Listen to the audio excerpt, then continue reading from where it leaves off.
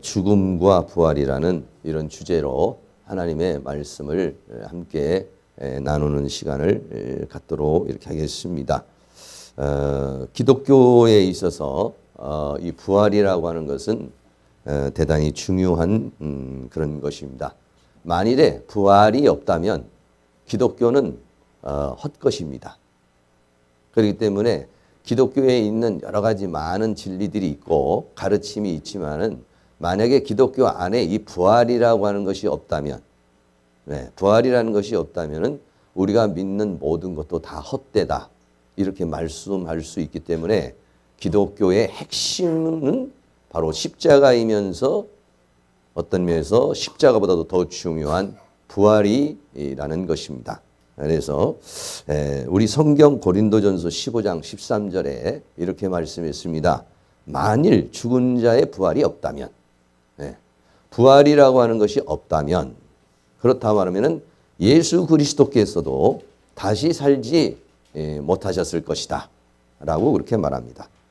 그리고 또 만일에 그리스도께서 만일 다시 살지 못하셨다면 우리의 전파하는 것도 다 헛것이요.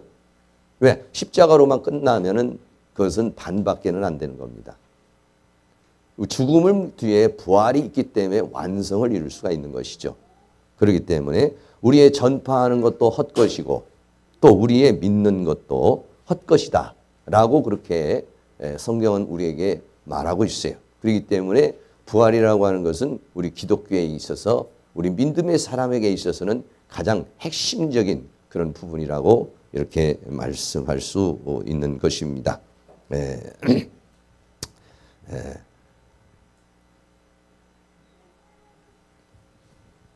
오늘은 이런 이 부활에 대해서 말씀을 드리면서 오늘은 부활보다는 좀 죽음에 대한 이야기를 조금 하려고 해요. 이 죽음에 대한 이야기에 대해 있어서 영국 엘리자베스 퀴블러 로스라고 하는 사람이 1968년에 죽음의 순간이라고 하는 On Death and Dying이라고 하는 그런 책을 썼습니다. 이 죽음의 순간이라고 하는 그런 책을 써서 보통 호스피스를 하는 사람들이나 또 이렇게 병에서 간호하시는 분들은 필수적으로 읽는 그런 책 중에 하나가 바로 이 죽음의 순간이라고 하는 바로 이 책입니다. 여러분 어떻습니까? 옆에 있는 분 잠깐 한번 보세요. 무섭습니까? 사랑스럽습니까?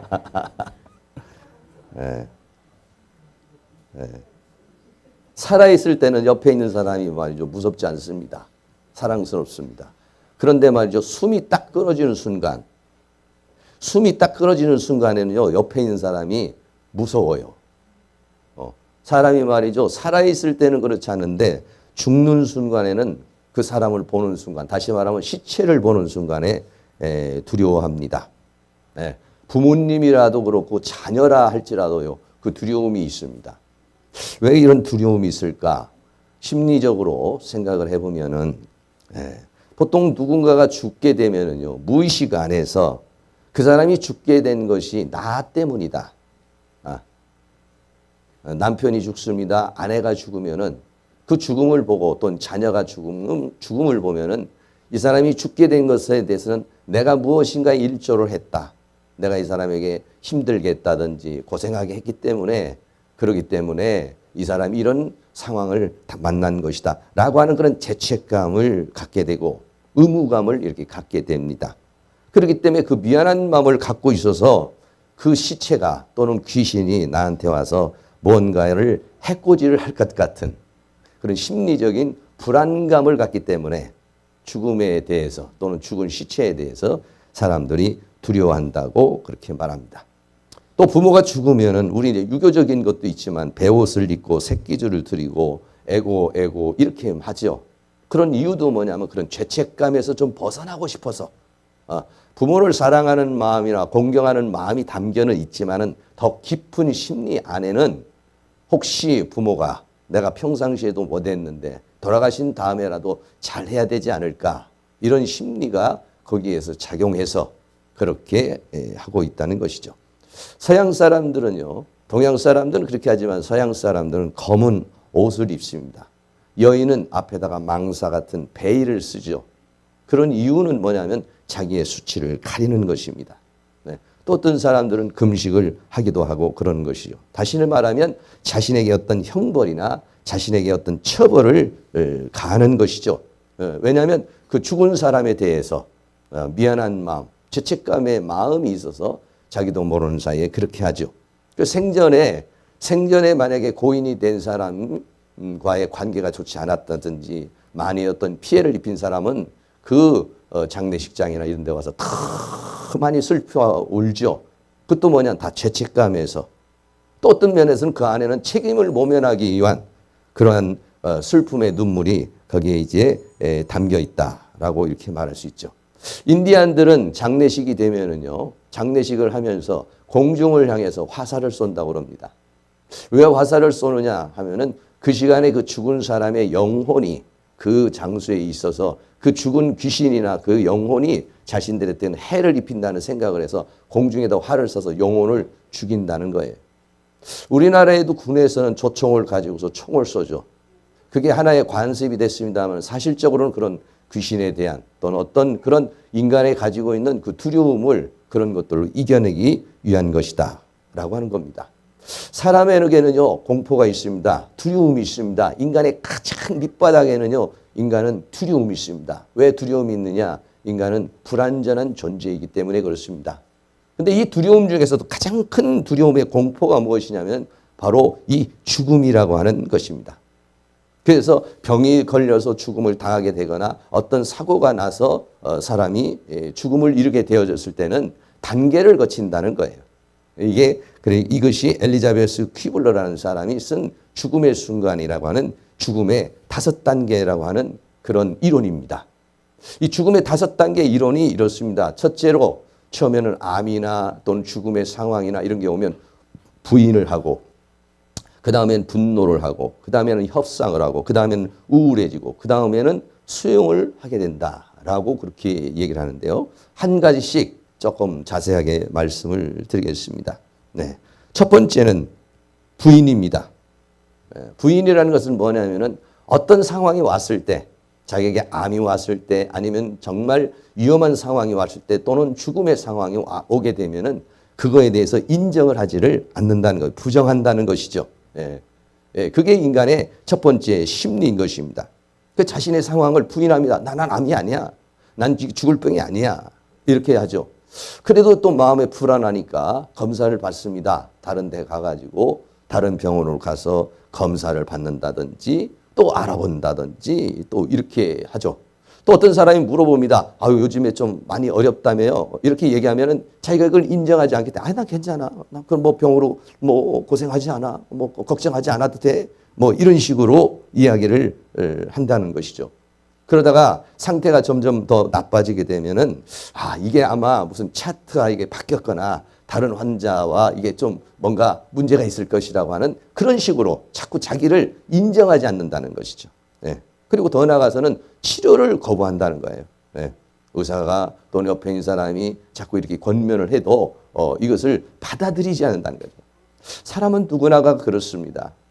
좀 어떤 사업을 하다가 어떤 부도가 났다든지, 아니면 참 불치병이 걸려 있다든지, 어떤 아주 그 문제가 생길 때 이게 꿈인지 생시인지 자기가 이걸 사실적으로 받아들이기를 거부하는, 부정하는, 부인하는 그런 단계가 첫 번째로 있다는. 왜 그게 뭐냐? 다 두려움 때문에 그렇다는 것이죠.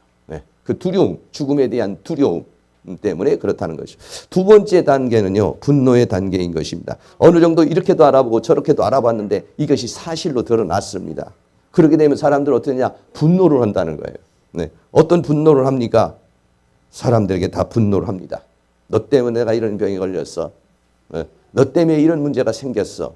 하면서 가족들에게도 분노를 하고, 아니면 주변에 있는 모든 사람에게 다 분노를 합니다. 더 나아가서는 하나님께도 분노를 합니다. 내가 무슨 죄를 지었기 때문에, 내가 무슨 큰 잘못을 했기 때문에 나한테 이런 질병이 오고, 나에게 이런 고통이 오고, 나에게 이런 아픔이 오느냐 하면서 분노를 합니다. 그러면 의사나 간호원이나 하나님이나 또는 자신을 돌보는 사람이나 모든 사람에게 다 분노를 폭발시키고 감정 기복이 막 일어나기 때문에 이럴 때는 굉장히 다루기가 어렵고 함께 해주기가 어려운 그런 상황이 된다는 것이고요. 또 세 번째는 이런 다른 사람에 대한 질투심이 있다는 겁니다. 다른 사람 다 건강한데, 다른 사람들은 잘 되는데 왜 나만 이렇게 건강하지 못한가? 왜 나만 이런 상황이 왔는가? 이런 거에 대해서 그 안에 가지고 있는 질투심이 또 일어나서 그런 분노를 갖게 된다는 것이죠. 더 나아가서는요, 관심을 받기 위해서 그렇게 행동을 한다는 것입니다. 내가 지금 이렇게 너무 아프다.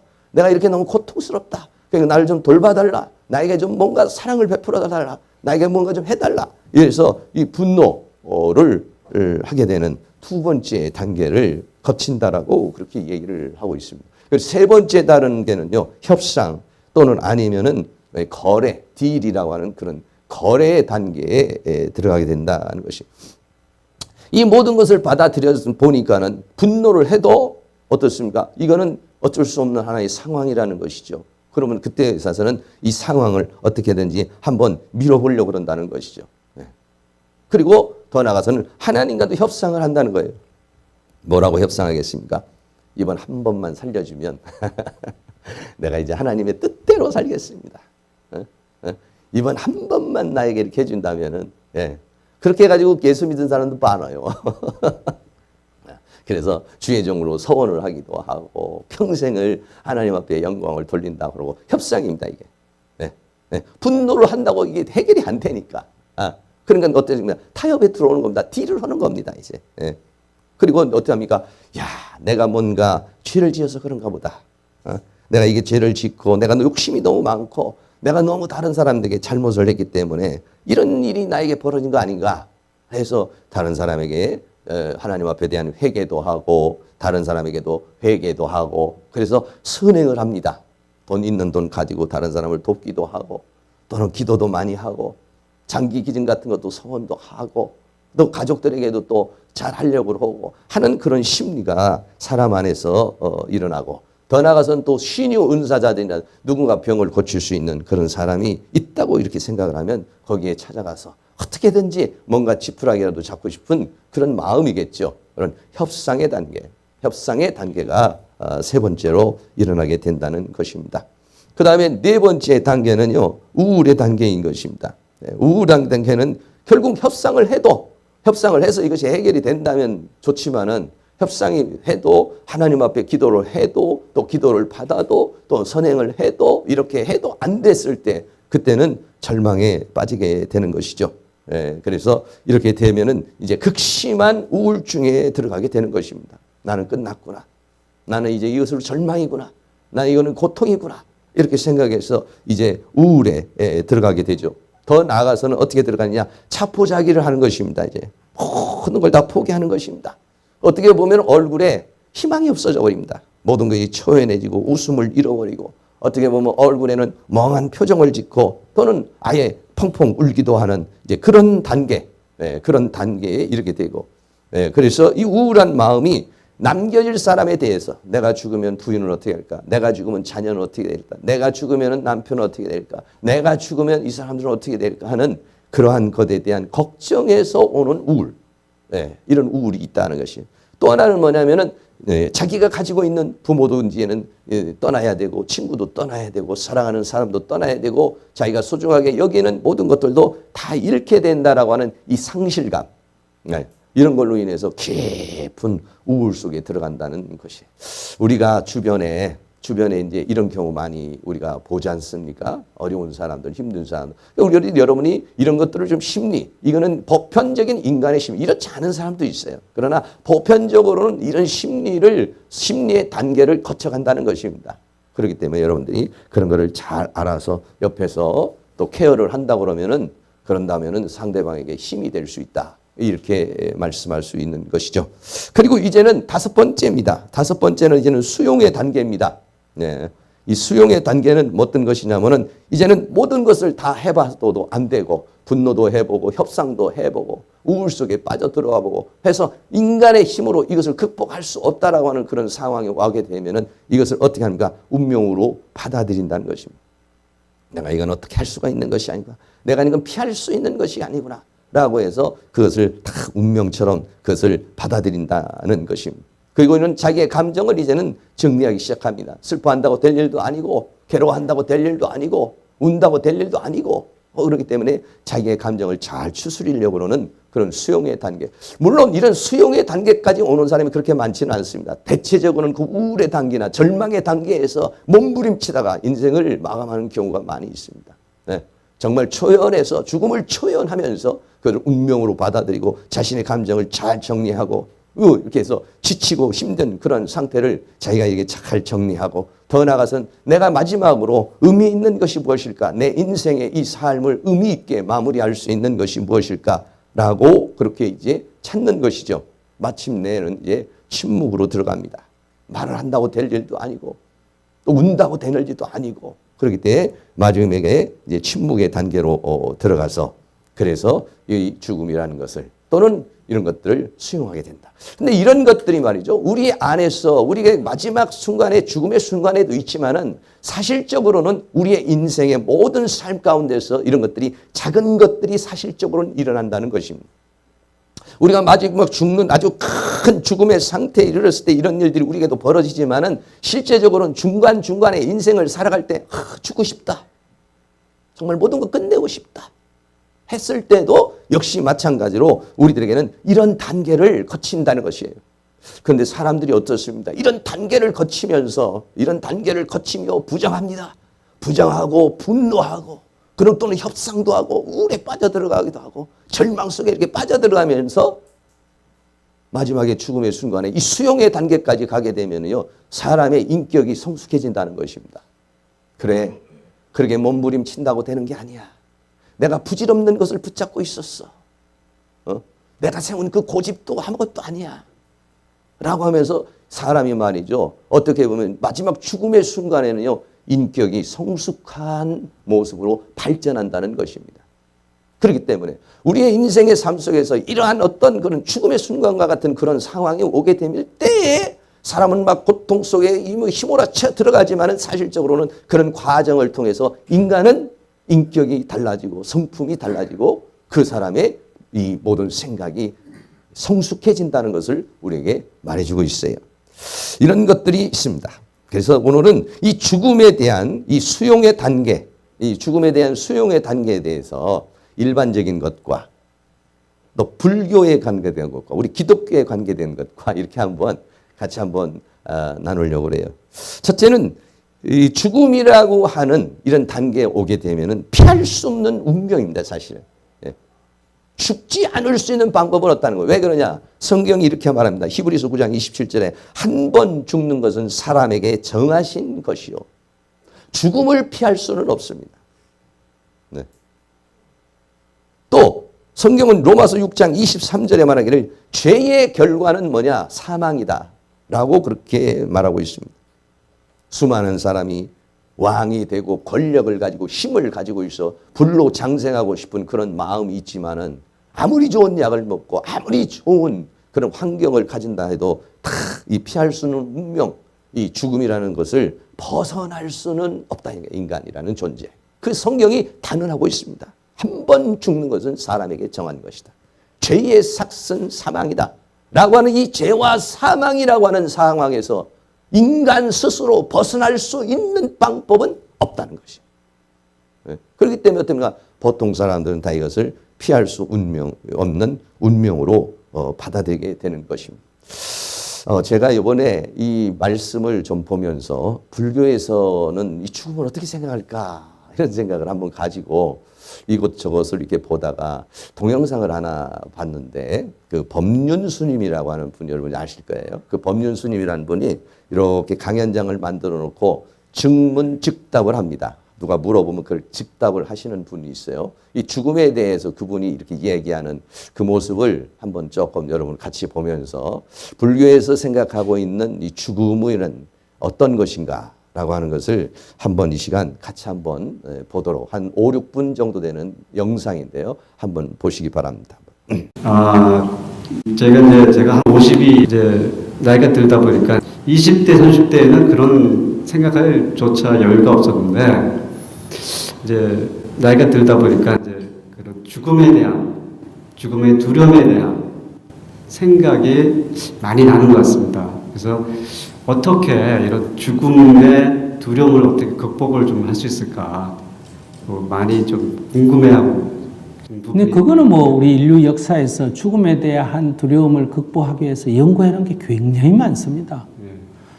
그러니까 고대로부터 인간이 일반적으로는 이 세상에서 자기가 잘 살기 위해서 재물을 많이 모으고 지위가 높아지고 인기를 얻고 이런 목표로 우리가 사는데 그런 목표를 달성했다고 생각하는 사람, 그게 주로 누구예요? 왕이에요. 그죠? 왕은 더 이상 뭐 재물을 더 모을 수도 없고 지위를 더 높일 수도 없지 않습니까? 그죠?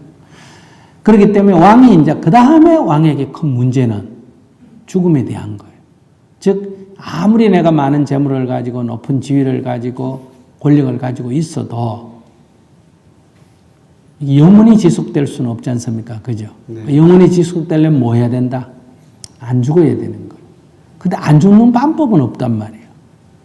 진시황이 안 죽으려고 막 불로초를 구하고 해봤지만은 뭐 그래봤자 조금 더 살거나 오히려 그런 노력이 더 빨리 죽거나 이런 결론을 가져오는데, 그러니까 죽은 뒤에도 계속 이 영광을 누리고 싶다 이런 얘기죠. 그래서 이제 발견된 게 뭐냐, 바로 좋은 데 간다는 거예요. 우리가 사람이 이렇게 자식을 어디 떠나 보낼 때 자식이 더 좋은 데 가든 나쁜 데 가든 헤어지는 건 섭섭하지만 자식이 좋은 데 갈 때 헤어지는 게 더 섭섭해요? 나쁜 데 갈 때 헤어지는 게 더 슬퍼요? 나쁜 데 가면 더 울고불고 야단이죠. 그죠? 그러니까 좋은 데 간다. 이런 아이디어를 낸 거예요. 이게 실제로 좋은 데가 있는지 없는지 이건 우선 놔두고. 아시겠어요? 좋은 데 간다. 그래서 뭐다? 천국이라는 것도 나오고 천당이라는 것도 나오고 천상이란 말도 나오고 주로 이거는 하늘을 두고 얘기했어요. 실제로는 하늘에 올라가 보면 아무것도 없어요. 그러나 옛날에는 어쨌든 저 하늘 위에 좋은 세상이 있다. 이제 이런 세상을 해서 거기에 간다 하니까 죽는 사람도 여기 더 있고 싶지만 뭐 좋은 데 가니까 크게 덜 두렵고 보내는 사람도 없대요. 덜 슬프다 이런 얘기. 바닷가에 사는 사람들은 바다 저 아래에 좋은 세상이 있다. 이걸 뭐라 그래요? 용궁이라 그래요. 그래서 거기 간다. 이런 생각을 했다. 근데 거기에 이제 뭐 극락이다. 이런 말도 다 똑같은 거예요. 그렇기 때문에 하늘에 간다. 이렇게 생각한 사람들은 이제 티베트 같은 데는 조장, 죽으면 시체를 잘라서 바위 위에 올려서 독수리가 먹고 하늘 높이 나르면 어디 좀 더 가까워진다. 천국에 더 가까워진다. 바닷가에 사는 사람은 시신을 돌을 매가 수장을 합니다. 왜? 그래야 용궁에 더 가까워진다. 기독교인들은 부활한다. 그러니까 이렇게 시체를 그대로 놔가지고 어떻게 동굴 같은데, 이스라엘은 동굴 같은데 넣어놓죠. 그러면 이제 간다. 그러니까 이 인도 같은 데는 이제 어떤 아이디어를 냈는지 좀 독특해요. 새로 태어난다 이런 아이디어를 냈어요. 새로 태어난다는 말은 갔다 온다 이 말 아니에요. 그죠? 좋은 데 간다 하는 것보다 이게 아이디어가 더 좋은 것 같아요. 새로 온다. 좀만 기다리면 온다. 그러는데 이게 헌옷을 입고 있다 벗고 새 옷을 갈아입으면 되는데 헌옷 입던 거에 자꾸 마음이 쓰여가 새 옷을 안 갈아입으려고 애들 그런 경우가 있잖아요. 그러니까 헌옷을 어떻게 한다? 불에 싹 태워버리는 거예요.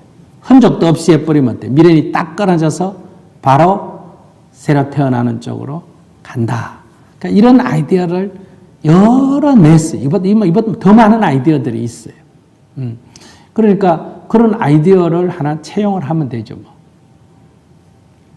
좋은 데는 빨리 가는 게 안 좋아요? 어떻게 생각해요? 맞습니다. 그러니까 한국에서 여기 오는 것도 여러분들 좋은 것이라고 왔어요? 나쁜 것이라고 왔어요? 좋은 것이라고 왔잖아. 그죠? 그러니까 한국에서 미국 가는 사람 부러워하잖아요. 슬퍼 안 하고. 근데 뭐 월남 전쟁을 간다든지 뭐 어디 이렇게 하면 다 슬퍼하잖아. 그죠? 왜? 그거는 뭐 하는 데 가기 때문에, 나쁜 데 가기 때문에. 그래서 이제 좋은 것으로 간다 하는 아이디어를 내서 지금까지 인간이 낸 아이디어는 이게 제일 나은 것 같아요. 좋은 곳으로 간다. 그래서 종교 불문입니다. 불교에도 좋은 곳이란 극락이라는 거 만들어 놓고 하고, 기독교는 천당이라는 거 만들어 놓고 하고, 어떤 데는 천국이라고 만들어 놓고 하고, 또 인도에서는 천상이라고 만들어 놓고 하고, 중국도 저 하늘나라 천국이다 해가 옥황산제가 있다 해가 만들어 놓고, 거기가 먹는 것도 충분하고 건강도 좋고 오래 살고 이 세상에서 우리가 추구하는 거 다 이루어진다 이런 얘기를 해놨어요. 실제로 그런 게 있는지 없는지 나도 잘 모르겠어요. 그래도 뭐 아무것도 없다 하는 것보다는 뭐 그런 거 그러려니 하고 사는 게 안 나아요? 네, 맞습니다. 그래서 자꾸 누가 있느냐 없느냐고 나보고 자꾸 물어요. 그래서 이럴 때는 있느냐 없느냐가 중요한 게 아니라 그것의 효용성. 그런 얘기 없는 것보다는 그런 얘기 듣는 게 어때요? 위안이 되니까. 이게 이제 인류가 개발한 아이디어예요. 다시 태어난다, 좋은 데 간다, 괜찮잖아 아이디어. 그러면 부처 예. 불교에서는 그 철학적으로 할 때는 그 극락을 믿지는 않죠.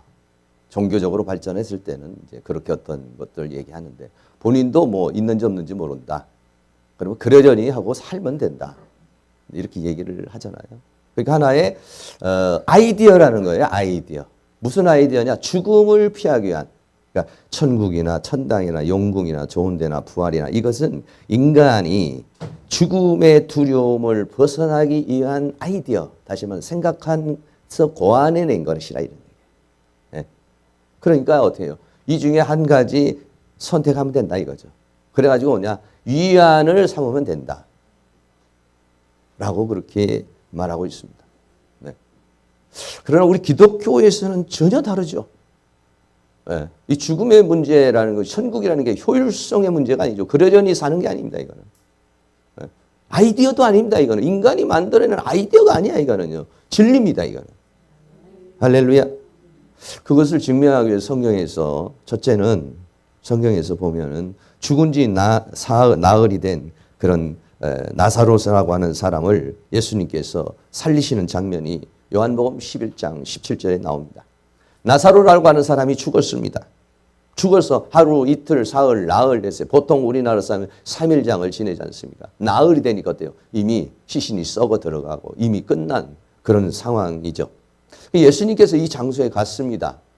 근데 이스라엘은 어떻게 되냐면은 동굴 같은 데다가 돌을 이렇게 놓죠. 그래서 예수님이 가셔서 뭐라고 하냐? 돌을 옮겨 놓으라. 그렇게 말을 하니까 죽은 자의 누인 마르다가 말하되 주여 죽은 지가 나흘이 돼서 벌써 냄새가 나는데 돌을 옮겨 놓아서 어떻게 하시겠다는 것입니까? 했어요.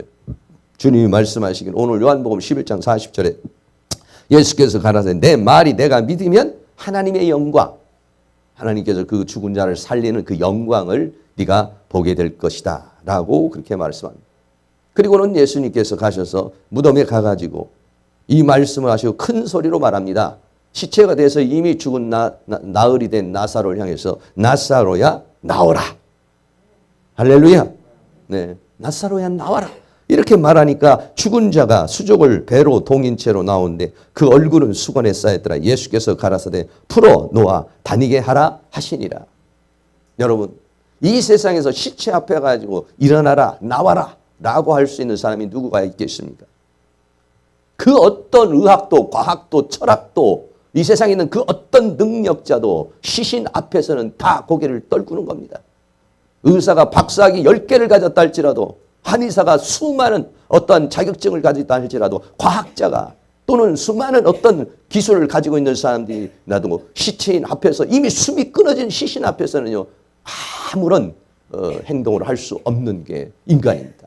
그런데 예수님이 그 시신 앞에 가서 나사로야 나오라 하니까 죽은 자가 배로 동인 채로 나왔다. 그림으로 보면 이런 것입니다. 왜 이렇습니까? 어떻게 주님이 그 시신 앞에 가서 그렇게 말씀할 수 있나요? 주님이 이렇게 말합니다. 예수께서 가라사대 내가 곧 길이요 진리요 생명이라. 요한복음 14장 6절에 그렇게 말합니다. 주님 자신이 뭐냐면 생명이라는 것입니다. 생명이기 때문에 생명을 가지신 분이 생명을 주어버리면 죽은 자도 살아나는 것입니다. 그래 예수님이 요한복음 11장 25절에 말하기를 예수께서 가라사대 나는 부활이요 생명이니 나를 믿는 자는 죽어도 살겠고 그랬습니다. 할렐루야. 더 나아가서는 무릇 살아서 믿는 자는 영원히 죽지 아니하니니 이것을 내가 믿느냐라고 그렇게 말합니다.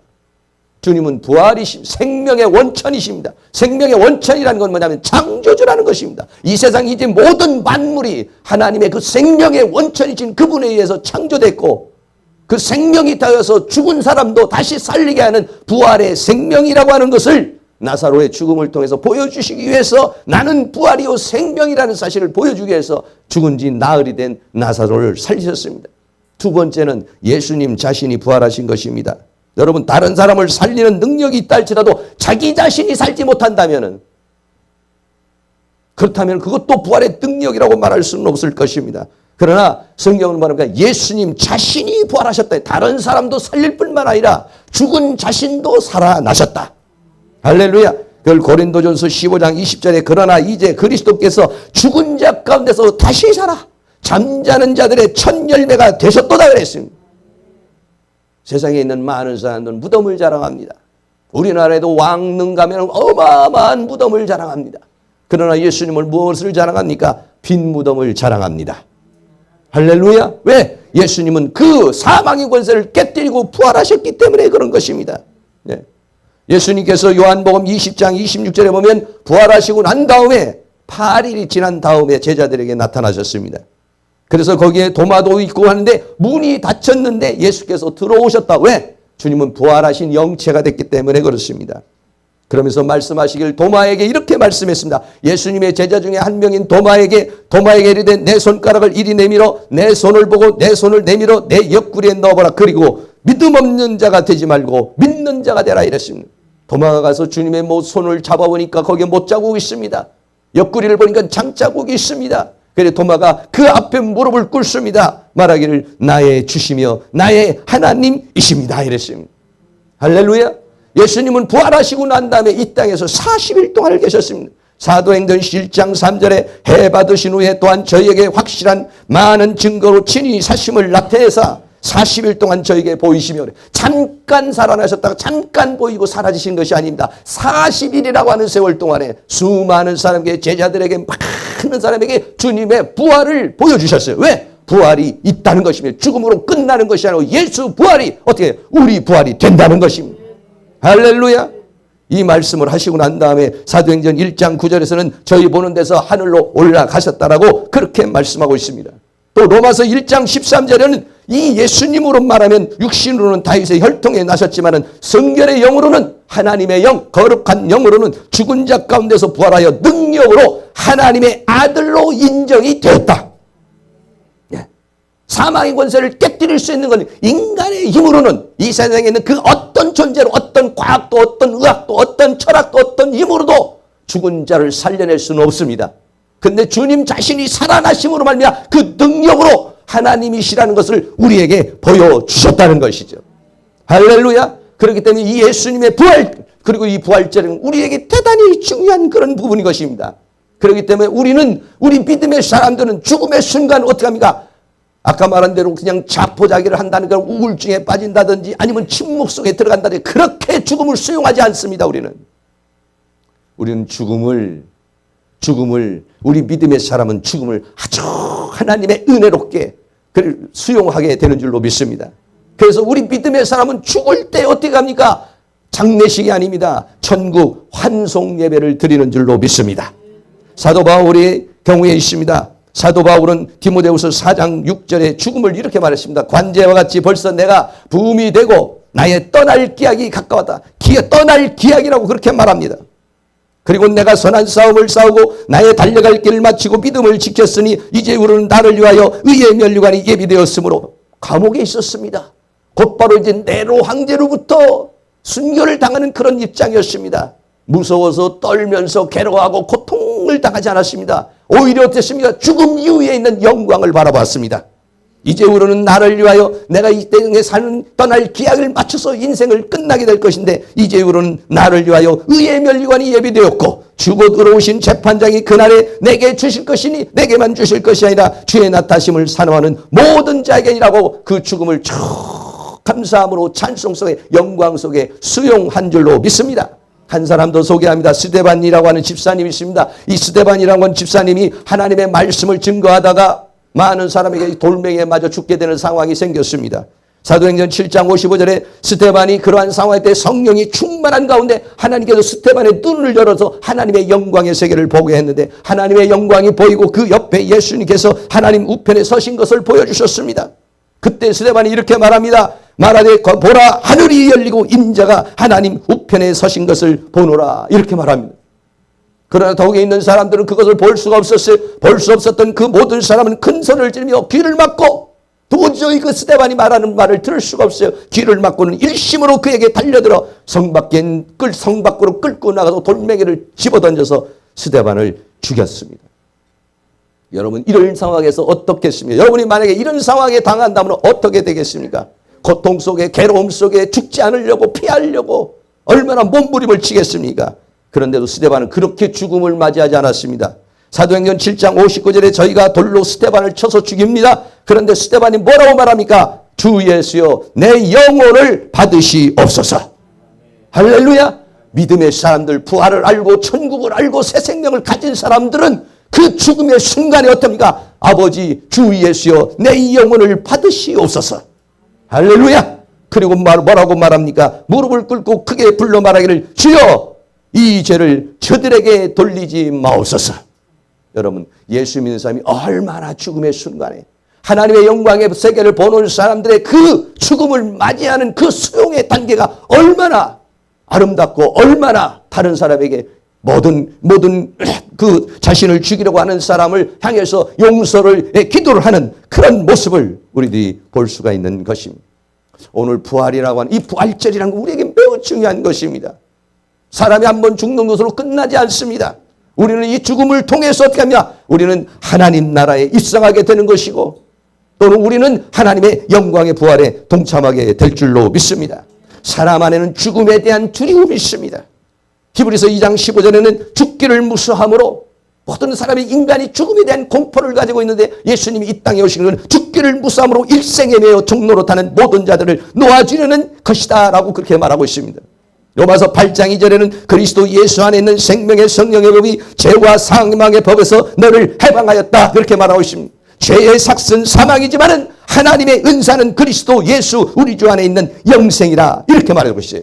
할렐루야. 성경 한 구절 더 말씀드립니다. 고린도전서 15장 21절에 사망이 사람으로 말미암았으니 죽은 자의 부활도 사람으로 말미암노다. 아담 안에서 모든 사람이 죽었지만은 그리스도 예수 안에서 모든 사람이 삶을 얻으리라. 할렐루야. 부활의 생명을 가지고 부활의 소망을 가지고 부활의 믿음을 가지고 있는 사람은 마지막 가는 날을 여러분 이렇게 합니다. 여러 가지 장로님들 환송되면 여러분들 돌아가실 때 장례식 하면서 아이고 되고 어디로 갈지 모르는 그런 것이 아니라 아버지여 내 영혼을 받으시옵소서. 우리 부모님의 영혼을 받으시옵소서. 내 자녀의 영혼을 받으시옵소서. 찬송하며 천국으로 가는 이 죽음이라고 하는 것은 천국으로 가는 하나의 과정이 되는 줄로 믿습니다. 죽음으로 인하여 두려워하지 않습니다. 우리는 더 좋은 세계 하나님의 세계로 가게 되는 과정인 것입니다. 그래서 예수 믿는 사람은 천국 환송 예배라고 그렇게 말합니다. 아무아무개 장로님 찬송은 아무아무개 어복사님 천국 환송 예배 누구누구 천국 환송 예배로 마지막을 장식하게 되는 줄로 믿습니다. 사랑하는 모든 성도 죽음에 대한 두려움이 아니라 죽음은 천국으로 가는 문이 되는 것이요. 오히려 하나님 앞에 영광을 드리며 찬송을 드리며 천성을 향해서 가게 되는 그러한 역사가 누구에게? 부활의 생명을 가지고 있는 사람, 부활의 믿음을 가지고 있는 사람, 부활의 생명을 가지고 있는 사람에게 주어지게 되는 줄로 믿습니다. 결론 맺습니다. 죽음에는 5단계가 있다고 그랬습니다. 부인하고 분노하고 협상하고 우울하고 이것을 어떻게 보면 우울 4번째 단계까지는 보통 사람이 갖는 우리 예수 믿는 사람도 그렇게 가질 수도 있습니다. 그러나 마지막 순간에 이 수용의 단계는 다른 것입니다. 일반적인 사람은 운명으로 받아들이는 사람도 있고 어떤 사람은 그러려니 하고 받아들이는 사람이 있지만 우리 예수 믿는 사람은 하나님의 말씀에 근거해서 또 지금 현재 우리는 부활의 생명을 가지고 있는 줄로 믿습니다. 그렇기 때문에 그 소망 속에서 죽음을 맞이하고 소망 속에서 하나님 나라에 입성하게 되는 그런 은혜가 일어나게 될 줄로 믿습니다. 이 부활절을 맞이해서 다시 한번 부활의 신앙으로, 부활의 생명으로 여러분이 충만히 죽어도 살게 하는 생명의 능력을 받아서 이기고 승리하는 그런 역사가 다 일어날 수 있기를 주의 이름으로 축원합니다.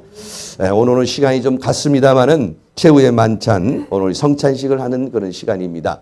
성찬식은 뭐냐면 예수님이 마지막 날 최후의 만찬 12제자와 하면서 성찬을 하시면서 포도주를 주면서 이 포도주는 나의 피를 상징하는 것이다. 떡을 주시면서 이것은 나의 살을 상징하는 것이다. 라고 그렇게 말씀하신 것이 바로 이제 성찬입니다. 그래서 요한복음 6장 48절에는 내가 곧 생명의 떡이라고 말합니다. 나는 하늘로부터 생명의 내려온 산떡이니 사람이 이 떡을 먹으면 영생하리라. 나의 줄 떡은 곧 세상의 생명을 위한 내 살이도다. 라고 그렇게 말씀하셨습니다. 요한복음 6장 54절은 내 살을 먹고 내 피를 마시는 자는 영생을 가졌고 마지막 날에는 내가 그를 다시 살리리니 내 살은 참된 양식이요 내 피는 참된 음료라고 그랬어요. 오늘 우리가 이 지금 성찬을 하는 것은 바로 이 성찬은 뭐냐? 예수님 자신을 우리에게 주시는 것입니다. 생명이신 주님 자신을 우리에게 주시는 것이고 우리는 이 주님 자신 주시는 이 생명을 가지고 오늘 부활절을 맞이해서 다시 한번 주님이 주신 그 생명, 부활의 생명을 힘있게 받아서 오늘 나에게 주는 질병의 사망, 질병의 권세, 나에게 주는 여러 가지 피곤의 세력 또는 가난의 세력, 이 세상에 있는 사망의 세력, 이런 모든 세력을 다 꺾고 하나님 주시는 그 생명으로 충만한 그런 시간이 다 되어줄 수 있기를 주의 이름으로 축원합니다. 할렐루야. 네, 우리 다 같이 한번 기도하도록 하겠습니다. 사랑과 은혜가 많으신 아버지 하나님, 이 시간 우리는 성찬식을 갖기를 원합니다. 주님이 말씀하시기를 내 살을 먹고 내 피를 마시는 자는 영원한 생명을 가졌고 마지막 날엔 내가 그를 다시 살리리니 내 살은 참된 양식이요 내 피는 참된 음료라고 말씀하셨습니다. 오늘 이 예식을 참석하는 사랑하는 모든 성도님들이 이 떡을 먹을 때 또는 포도주를 먹을 때에 이와 같은 하나님의 생명이, 하나님의 은혜가, 하나님의 능력이 우리에게 영으로, 생명으로, 능력으로 임하는 그런 시간이 되어줄 수 있도록 주께서 함께하여 주시옵소서. 사망의 권세를 깨뜨리신 그 부활의 생명이 오늘 이 시간 사랑하는 성도님에게 임하여서 모든 질병의 세력이 떠나가고 가난의 세력이 떠나가고 어둠의 세력이 떠나가고 우리 인생에 살아가는 모든 고통의 세력이 떠나가고 하나님의 생명의 능력으로 우리의 영과 우리의 육과 우리의魂과 우리의 삶이 다시 한번 살아나는 그런 은혜의 시간이 되어줄 수 있도록 주의 성령께서 함께하여 주시옵소서. 예수 그리스도의 이름으로 기도하옵나이다. 아멘.